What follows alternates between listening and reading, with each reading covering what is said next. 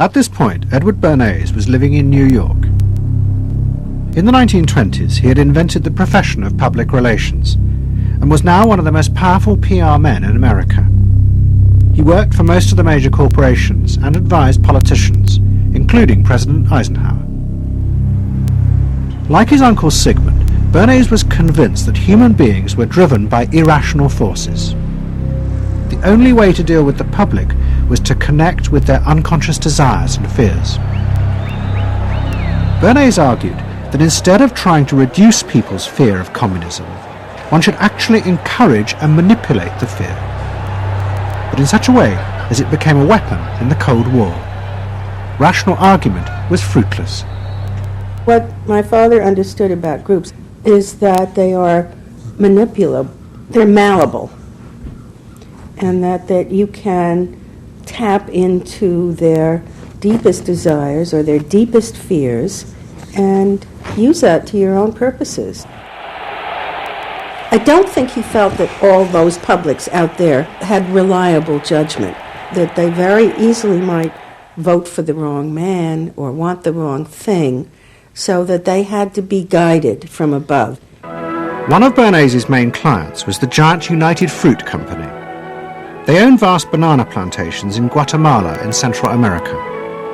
For decades, United Fruit had controlled the country through pliable dictators. It was known as a banana republic. But in 1950, a young officer, Colonel Arbenz, was elected president. He promised to remove United Fruit's control over the country. And in 1953, he announced the government would take over much of their land. It was a massively popular move, but a disaster for United Fruit, and they turned to Bernays to help get rid of Arbenz.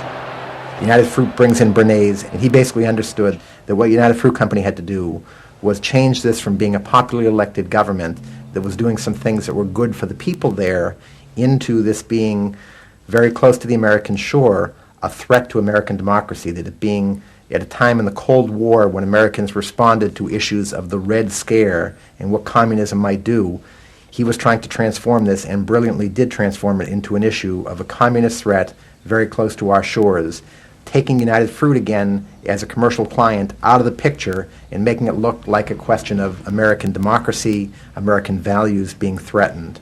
In reality, Arbenz was a democratic socialist with no links to Moscow. But Bernays set out to turn him into a communist threat to America. He organized a trip to Guatemala for influential American journalists. Few of them knew anything about the country or its politics. Bernays arranged for them to be entertained and to meet selected Guatemalan politicians who told them that Arbenz was a communist controlled by Moscow. During the trip, there was also a violent anti-American demonstration in the capital. Many of those who worked for United Fruit were convinced it had been organized by Bernays himself. He also created a fake independent news agency in America called the Middle American Information Bureau. It bombarded the American media with press releases saying that Moscow was planning to use Guatemala as a beachhead to attack America. All of this had the desired effect.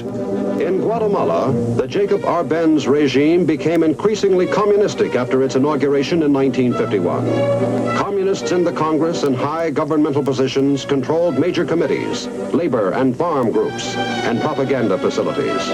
They agitated and led in demonstrations against neighboring countries and the United States. What was profoundly new in terms of what Bernays did is he took this menace to our backyard in Guatemala. For the first time, we saw Reds a couple hundred miles from New Orleans who Eddie Bernays had us believing were a true threat to us, that it was going to be a Soviet outpost in our backyard. But what Bernays was doing was not just trying to blacken the Arbenz regime. He was part of a secret plot. President Eisenhower had agreed that America should topple the Arbenz government, but secretly. The CIA were instructed to organize a coup. Working with the United Fruit Company, the CIA trained and armed a rebel army and found a new leader for the country called Colonel Arbenz. The CIA agent in charge was Howard Hunt, later one of the Watergate burglars. What we wanted to do was have a terror campaign to terrify Arbenz particularly, terrify his troops, much as the German Stuka bombers terrified the population of Holland, Belgium, and Poland at the onset of World War II, and just rendered everybody paralyzed. As planes flown by CIA pilots dropped bombs on Guatemala City, Edward Bernays carried on his propaganda campaign in the American press. He was preparing the American population to see this as the liberation of Guatemala by freedom fighters for democracy.